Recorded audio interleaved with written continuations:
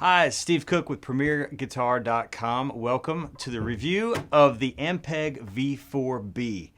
This is a reissue of an amp that Ampeg put out back in the early 70s, and this thing is a beast. Well, not as much of a beast as it used to be. It's actually it's a lot lighter than the ones that were put out back in the day, and we appreciate that, especially as we get older. Very simple design, very simple, elegant, classic construction.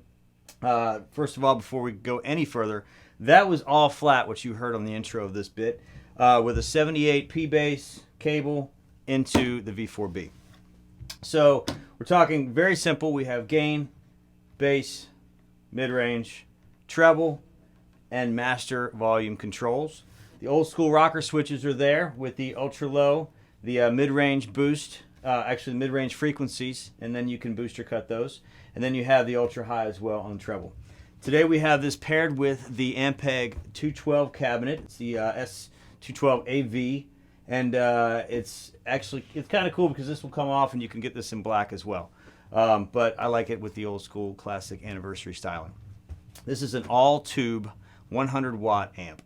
So the layout and the features on the V4B are similar to the classic one, but they've made a few modifications. First of all, the inputs, they give you two this time. This one has a negative 15 dB, and this is for your active basses, but the normal 0 dB input is right here. Controls are pretty much the same as the old one, at least on the front panel. We have a gain, we have your bass control, mid-range, treble, and your master volume. The classic rocker switches are still there with the ultra low, ultra high, and the frequency control for the mid-range, which you can boost or cut accordingly. Let's flip this thing around and check out the back.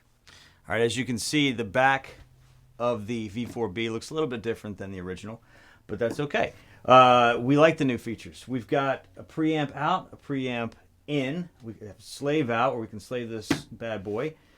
Balanced DI with the ground or lift, and then the speaker outputs are a little bit different from before. This kind of lays it out for you in layman's terms, so to speak, on how to connect your cabinets, whether you're using the 110, the 212, or the big boy 810 SVT cab. One thing I do want to point out is on the DI, it is preamp only on this direct out. So if you're going to use this for recording purposes, you're going to want to take a cab in there to get that gritty SVT sound, because you're not going to be able to push the power of this 100 watt all tube amp through this DI. So just a little FYI in case you take it to the studio. Now let's spin it around and see what it can do. So Ampeg has told us that the V4B is just like having an SVT head, but they have somehow taken 30 pounds of weight off this thing. And they're right. It's pretty darn close. So you've got 100 watts of all-tube power. You can push the power side. You can push the preamp side. As you can see right here, we are straight up, 12 o'clock all the way across. Again, the 212 definitely helps. I wish we had the SVT 810 here, but we don't. So for now, you're just going to hear this bad boy.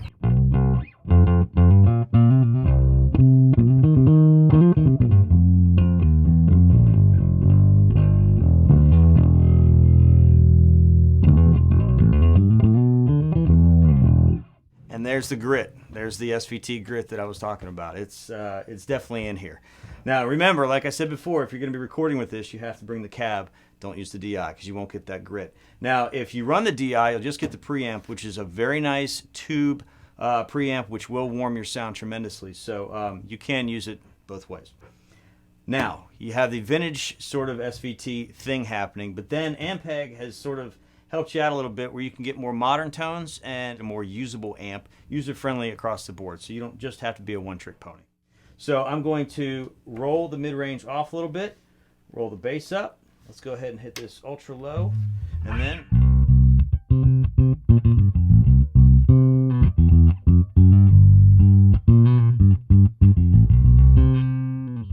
you can hear it's not gritty, it's not in your face, it's not aggressive. The tubes definitely smooth it out a little bit, and we appreciate that. So the smooth tone is great, but we can get more aggressive if we like. So we can roll off some of the bass, pull that mid-range back up, throw on some treble. It breaks up really nice.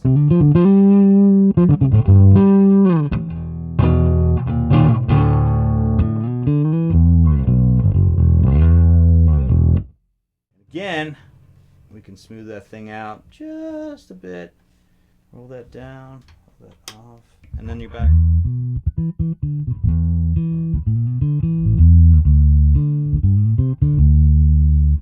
So I'm going to dial everything back to noon, and then we're going to talk about these rocker switches for 1 second. So let's get back in here. And we're going to start with these off right now. Hear the grit.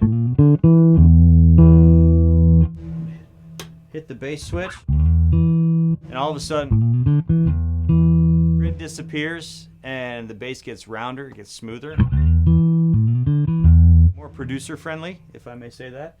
In the middle switch, we have 220 hertz, 800 hertz, and 3000 hertz. So you've got a booster or cut on each one of these frequencies. So it just depends on where you want to go. So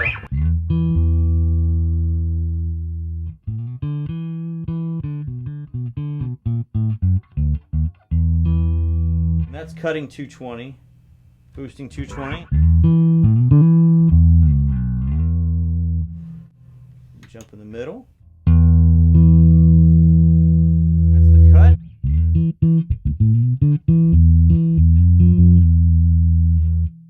And there's your 800 hertz boost.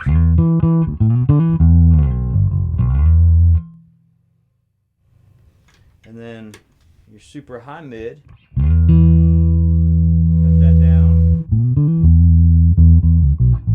Or as I call it, the wet blanket setting. And then you can boost those things. And you can hear how it really brightens things up. And again, any combination of these is going to do really well.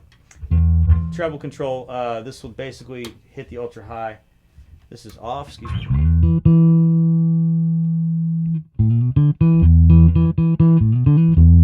And the most noticeable thing on the treble ultra high is just it gives it some snap and it gives it some really high end pop. So that is the Ampeg V-4B reissue, paired beautifully with the 212 cabinet, classically designed, vintage styling, and it sounds great. You've got the SVT aggressiveness built in, and then it smooths out to a nice round, warm vintage tone, so you get the best of both worlds. So thanks for checking out this review of the Ampeg V-4B. Check out my written review of this particular amplifier and cabinet on PremierGuitar.com. While you're there, check out all the other product videos and demos, and subscribe to the YouTube channel so you can stay up to date on the latest products and gear. So thanks for stopping by. We'll see you real soon.